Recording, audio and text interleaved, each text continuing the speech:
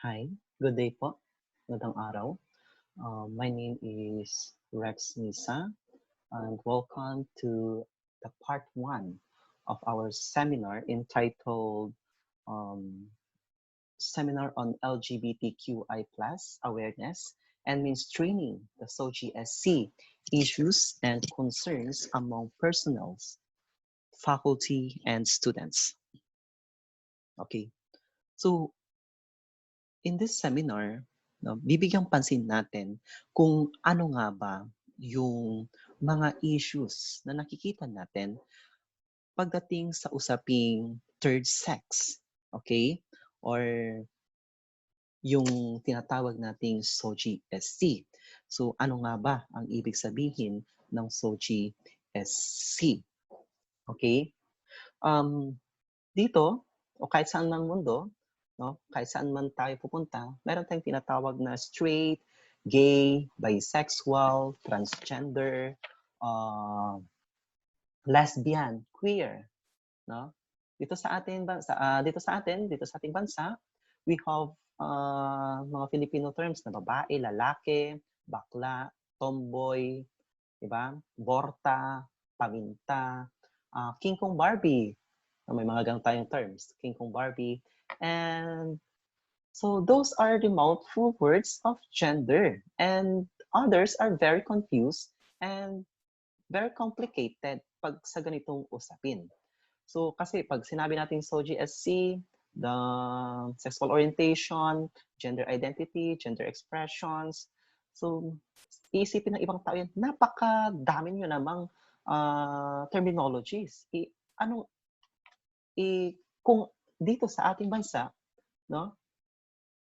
Dito sa ating bansa o dito sa Pilipinas, kapag pinag-uusapan natin kung kapag ang isang tao nag-express ng kanilang SOGI, 'di ba? Iisa lang yung alam nila. At ikaw yung tayo tinatawag or kayo tinatawag na bakla. So yun yung kanilang perception pagdating dito sa SOGI. So nilalagay na tayo sa isang box at nililabel na as gay or isang bakla. Na yung iba, okay lang sa kanila. Na okay lang na tawagin ganon. But some of them, okay, may mga other persons na ayaw patawag sapagkat mayroon silang sariling terminologies na aangkop sa kanila. At yun yung nais ipakita ng seminar na ito. Nais bigyang pansin natin pagdating sa SOGIESC. Binuo ang SOGI kasi para maging aware tayo kung ano nga ba ang ibig sabihin nito.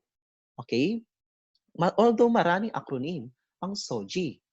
Okay, maraming acronym ang SOGI, pero dapat alam natin kung ano nga ba yung content ng SOGI. So, dito sa seminar, we're not going to talk about the SOGI bill, but we're going to talk about what is SOGI lang. Ano nga ba ang ibig sabihin ng SOGI? SOGI bill will be introduced or will be explained to you by the next speaker natin sa second part ng seminar. Okay? So, magagamit din natin this seminar or the information that we can get or gather in this seminar para ma-share natin to other person that they are not aware what SOGI is. Okay, kung ano nga ba ang ibig sabihin ng SOGI. Okay, so let us define first. Although nabigyan na natin ng definition kung ano nga ba ang SOGI, pero para mas makita natin at malaman natin kung ano nga ba ito, SOGI is okay. It's an acronym. Okay? Acronym that stands for sexual orientation, gender identity, gender expression, and sex characteristics. So, nabigay na natin ito a while ago kung ano nga ba ang ibig sabihin ng SOGI. So, SOGI, again, a sexual orientation, gender identity, gender expression, sex characteristics. Yan. So, yun ang ibig sabihin ng SOGI. So, we have here a gender-bread person who introduced by, or it was introduced. It was introduced by Sam Killerman. Sam Killerman is a gender advocate, an artist, and developer of gender-bread person. Okay? And gender-bread person is a way, no? Ito yung magiging way natin or tool natin para mas maunawaan natin or that we have a deeper understanding on what Sogi is. It is a visual representation. Okay, makikita natin dito. Yan po yung tinatawag natin gender-bread person. It is a what we so-called a visual illustration or visual presentation or a guide explaining the four main concepts of gender, which are the sex, the identity, the attraction, and expression. So those are the four main concepts of gender. At makikita natin yan pagdating sa tinatawag nating Sogi. Okay? So now, let's identify first what is sex. So some of you siguro alam na ang ibig sabihin ng sex sapagkat nag-undergo na kayo ng GST or gender sensitivity training, no, sa inyong department. Kasi gender sensitivity training ay nasa ibaba na siya yun or makikita o madidiscuss na doon yung God concept or basic God concepts which is the difference between gender and sex. Okay? But ngayon, bibigyan pa natin siya ng kaunting pagtingin. Okay? So, what do we mean by sex? Sex is referring to biological aspects of an individual as determined by their anatomy. Okay? Which is produced by their chromosomes, hormones, and their interactions. It is also assigned at birth. So, naka-assign na ito pagkapanganak mo pa lamang. Okay? So, sex cannot be changed. Okay? Kahit palitan mo yung genital aspects mo, yun ka pa rin. Yun ang ibig sabihin ng sex. Kung ipinanganak ka na may penis, you are a male. And if you given birth with a vagina, then you are a female. So yun ang pagdating sa sex. Okay? What if you have a both male and female genitals? No? Pagkapanganak mo, mayroon ka ng ganong mga sex organs. May both male and female ka na. So, ang tawag natin doon is intersex. Okay, again, intersex po ang tawag natin doon. Now, habang pagpapalaki ka ng papalaki or nagkakaroon ka ng isip, no, lumalawak ng isipan, nababago din yung perception natin. Kadalasan, may mga ipinapanganak based on their sex, female or male organs, but not much to their gender. Hindi nagmamatch. Nagkakaroon ng mismatch. Okay? And they are confused about their identity. No? So, nagkakaroon siya ng confused sa kanyang gender ngayon. So, diyan na pumapasok yung gender identity. When we say gender identity, it is a person's concept. Sorry. It is a person's concepts or, yes, of a self as a woman. Yung kanya nakikita sa kanyang sarili niya bilang isang babae or a man or another gender identity. Okay? Kasi pag sinabi natin gender identity sa ibang it is how you identify yourself. Paano mo ba i-identify yung sarili? Okay? How you perceive yourself. No? Kasi titingnan mo, pagdating sa gender identity, mismo na nagre-registro dito sa ating brain. Dito sa ating utak. Diba? Yung structure ng brain natin, ito yung dinidikta. Kung ano ang idinidikta ng utak mo. Hindi ibang tao ang nagdidikta nito, kundi ikaw mismo o yung utak mo mismo based sa kung ano ang iyong identity or your gender identity. No? Okay. May mga tao na ipinanganak na babae, ngunit they identify themselves as a man. Okay? So, na-identify nila sa kanilang sarili na hindi sila babae, kung hindi sila ay lalaki. So, ang tawag na natin doon is transgender. Transgender men. So, pwede naman yung ipinanganak ka na lalaki, but you identify yourself na babae. So, transgender woman na ang tawag natin doon. So, transgender, these are people not matched to their sex assigned at birth. Okay?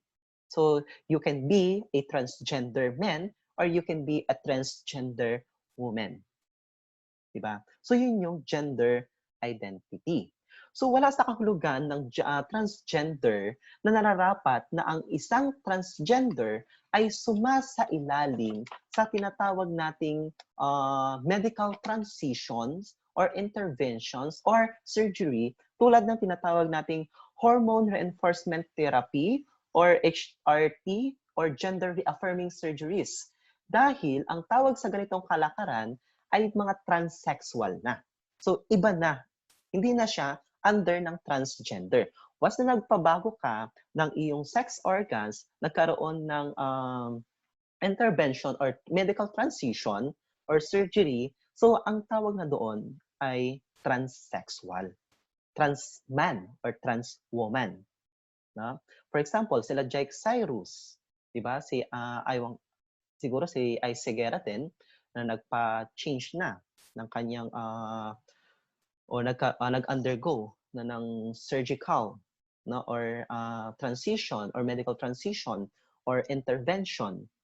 So they identify themselves as a trans man or trans woman. No, si Bibi Gandang Hari. Ayan. So but kung hindi ka nag-undergo ng transition, no? Binago mo lang ang iyong boses, nag-take ka lang ng pills, no? Nagdamit ka lang ng ganito. So, yun na yung gender expression mo, but your identity as a transgender man or transgender woman. Okay? So, yun ang ibig sabihin ng transgender and when it comes to gender identity. Okay? So, now we have the gender expressions. So, what do you mean by gender expressions? Gender expression is the way of an individual expresses themselves through their physical appearance and even their social expressions. Okay? So like for example, no, titingnan natin dito or makikita natin dito kung paano sila magsalita, how they talk or how they speak. Okay? The way ng kanilang pananamit. Okay? The way how they dress themselves. For example, no, naka-skirt or naka-jersey or naka-bestida, di ba? Nagsusuot sila ng heels or sneakers. They wear makeups, they wear caps, no? Nagpapahaba sila ng buhok, nagpapagupit sila ng buhok. Pinapalitan nila yung kanilang or may pagbabagong nagaganap sa kanilang pagsasalita. Di ba? Iniipit nila. So, yun ang kanilang paraan. No? Yun ang kanilang paraan to express themselves. Okay? Yun yung tinatawag nating gender expressions. Minsan, pagdating sa gender expression, tinatawag silang butch. No? Yung lalaki-lalaking tignan. Okay? Bigotelyo, maskulado, brusco. Diba? Borta kung tawagin. But deep inside, they are ganito pala. No? They are transgender. Okay? Transgender man, transgender woman. Okay? They are femme or androgynous. Okay? And or gender neutral. So those are what we so-called the gender expressions. Okay? No? So yun yung sex, gender identity, and gender expressions. So when it comes to gender identity and expressions, we have different terminologies na nag-undergo dito. So first, we have the androgyny, no, or androgynous person. or gender androgynous. So this is the mixing of masculine and feminine gender expression or the lack of gender identification. Hindi nila tinitingnan, no? Hindi nila ina-identify yung kanilang sarili as a masculine or feminine. Mix ang kanilang tingin doon. Okay sila sa pagiging masculine, okay sila sa pagiging feminine. Okay? So, for example, yung isang babae, di ba? So, siya ay isang androgynous. Paano?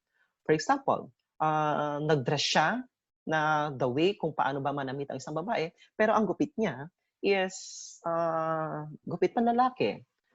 No? Okay? So, yun ang kanyang tinitingnan. Or kung paano magsuot, isa siyang babae, magsuot siya ng damit panlalaki, pero ang haba ng buhok niya or maikli ang buhok niya. So, ganun siya.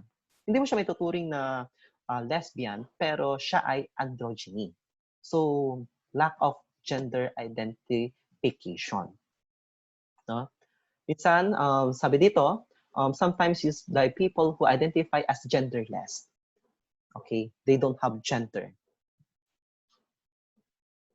So, kasi both male or female or masculine or feminine, yun yung kanilang gender expression. Equal yung kanyang pagiging masculine. Okay lang na masculine siya sa kanyang way, pero yung heart niya is feminine.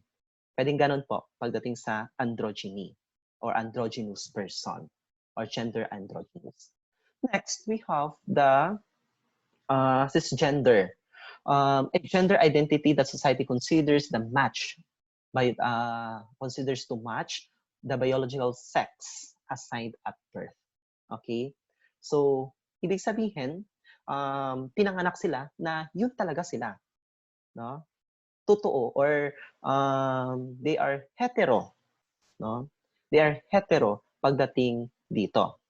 A term used to call attention to all to the privileged people who are not transgender. They not called or hindi nila tinatawag yung kanilang sarili as a transgender man or transgender woman. Sila ay belong or they are matched to their gender. No? So pinanganak sila na babae, so they are feminine or pinanganak silang lalaki, they are masculine.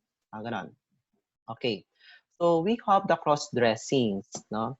So dito na pumapasok si transgender people, okay? Mga transsexual persons na kung saan mas gusto nila mag-cross-dress. So palitan yung kanilang the way kung paano sila manamit. Okay? So, integral part of their identity may identify as a cross-dresser. Note, sabi dito, the term cross-dresser is preferable to transvestite and neither may ever be used to describe as a transsexual person. Okay? Hindi porket nagdamit ka na ganito is to tie to erotic activity or sexual orientation. No po. So, pwedeng po yung na-identify yung kanilang sarili at ganun sila mag-express ng kanilang pagkatao, ng kanilang gender. So, cross-dressing. No? We have also the transgender. So, gaya na nabanggit natin kanina, it offers coin to distinguish gender benders with no desire for surgery or hormones from transsexual. So, hindi na nila tinitingnan or they do not have desire to undergo surgery or hormonal implant. No? So, they are or ipinanganak na babae but they identify themselves as a man or ipinanganak sila na lalaki but they identify as a woman, di ba? So transgender ang tawag natin doon. So we have also here what we so-called the transsexual. So ito na nababanggit natin kanina, that the term transsexual has historically been used to refer to individuals who have medically and legally changed their sex. Okay? So nag-undergo na sila ng medical transition or what we so-call this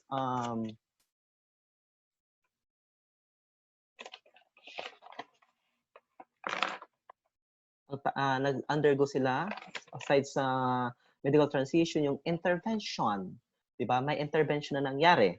And gaya ng HRT or yung hormone reinforcement therapy or gender reaffirming surgeries. Kaya nga mayroon tayong tinatawag na trans man or trans woman. Trans man kapag from male to female. Okay? The MTF ang tawag natin doon.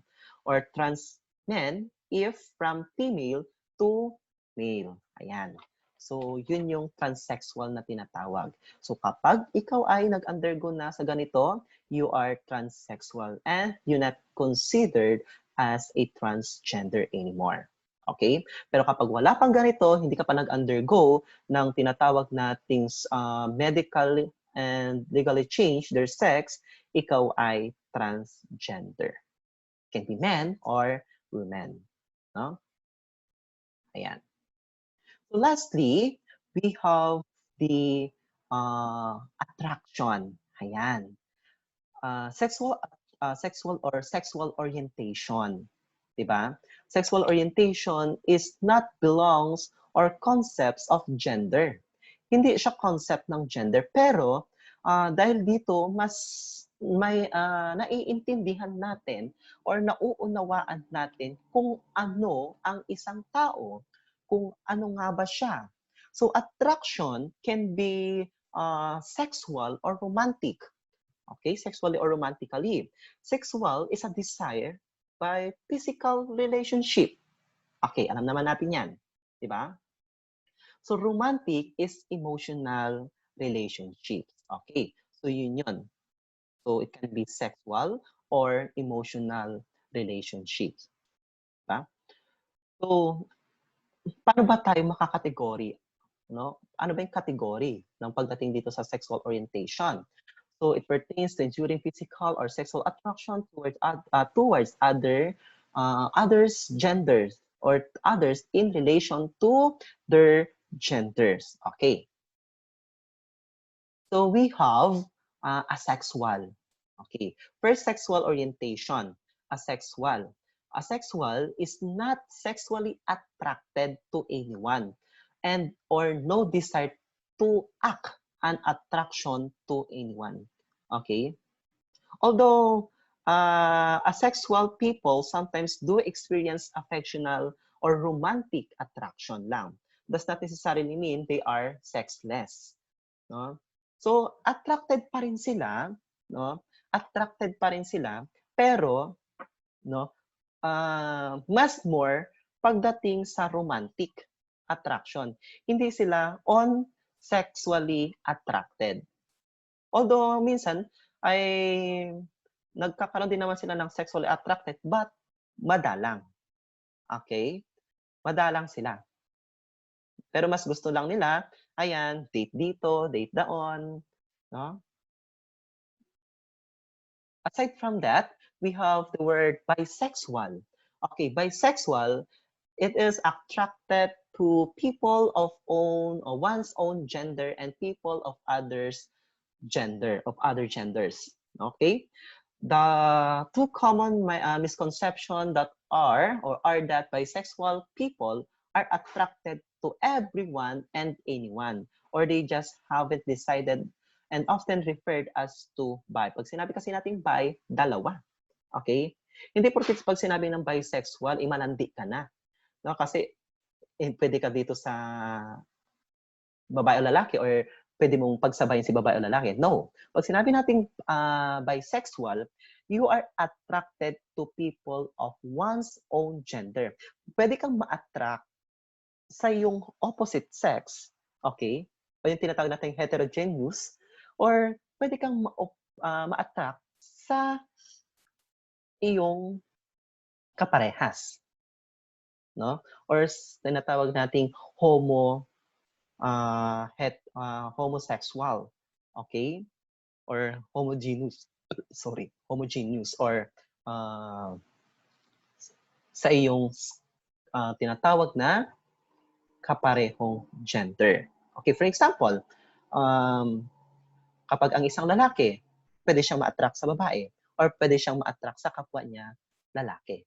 Okay? He can be attracted to men or he can be attracted also to a woman. So yun tinatawag nating bisexual. Pero pag pinagsabay niya yun, hindi na siya, although it can be bisexual, pero malandi ang tawag doon, sabi ng iba, no? Okay. So yun ang ibig sabihin ng bisexual. We have also the gay, sexual orientation gay. Pag sinabi natin gay, generally refers to a man who is attracted to men. Ayan, yun ang tawag natin doon sa sexual orientation. Kapag ikaw ay attracted sa iyong sariling o sa iyong kaparehong sex or same sex, no? Attracted to people of the same sex. Sometimes, sabi dito, homosexual is used for this also. Okay? Not only same sex, but also the word homosexual is used for this also. Although this term is seen by many today as a medicalized term that should be retired from common use. Okay, yun yung gay. We have also the lesbian. If we have gay, no, para if men can be attracted to same sex or so isang lalaki din, meron din tayong tinatawag na lesbian. Okay? Lesbian, a woman who is attracted to women. Sometimes it also, or alternately, same gender loving women or women loving women. Okay? So yun yung ibig sabihin ng lesbian. Okay. We have also, ayan, pansexual or fluid. Attracted to people regardless of gender. Ayan. Regardless of gender. Sometimes also or alternately omnisexual or polysexual.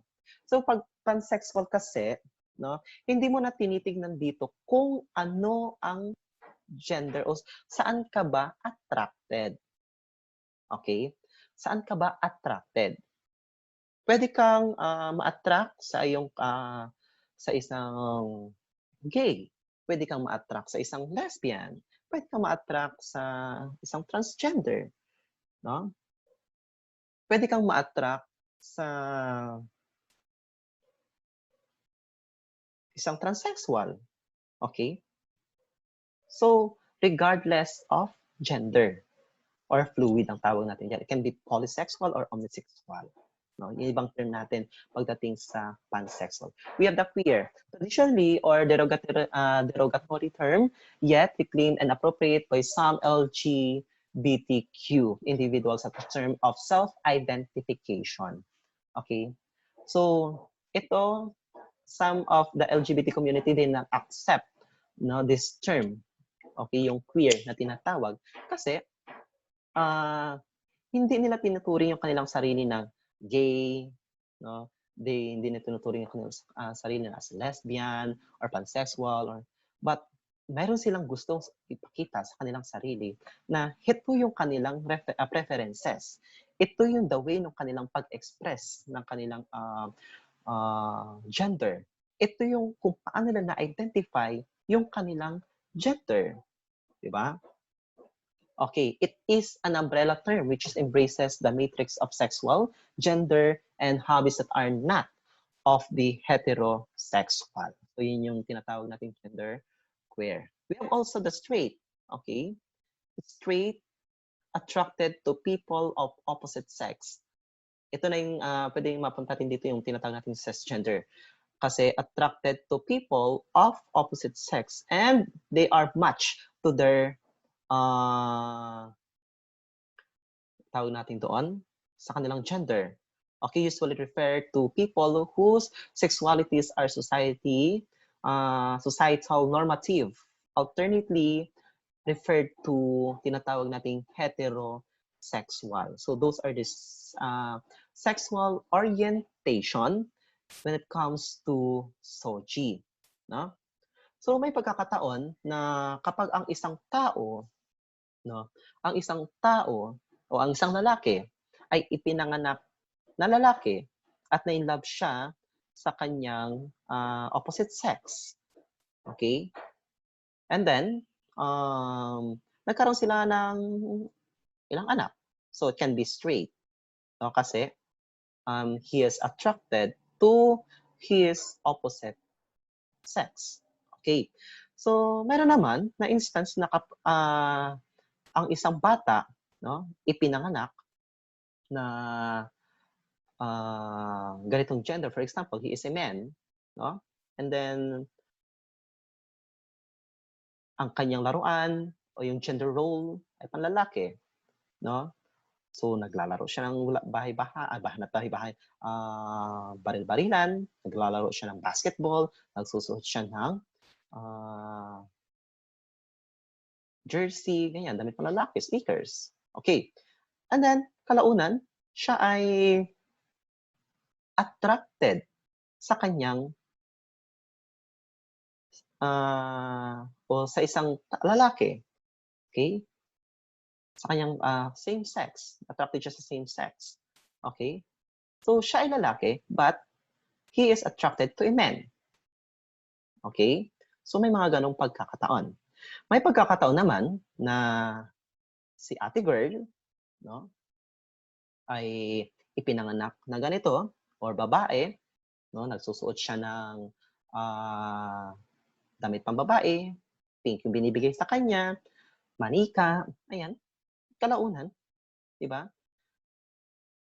Ay na-identify niya yung kanyang sarili na may bago. And attracted siya sa kanyang kaparehong sex. Okay? Na-attract siya sa kanyang sa isang babae. Okay? So, siya ay babae, but she's attracted to women. Mayroon naman na pagkakataon na ang isang lalaki, no, na-identify niya sa kanyang sarili na hindi siya lalaki, no, hindi siya lalaki. He is not a man.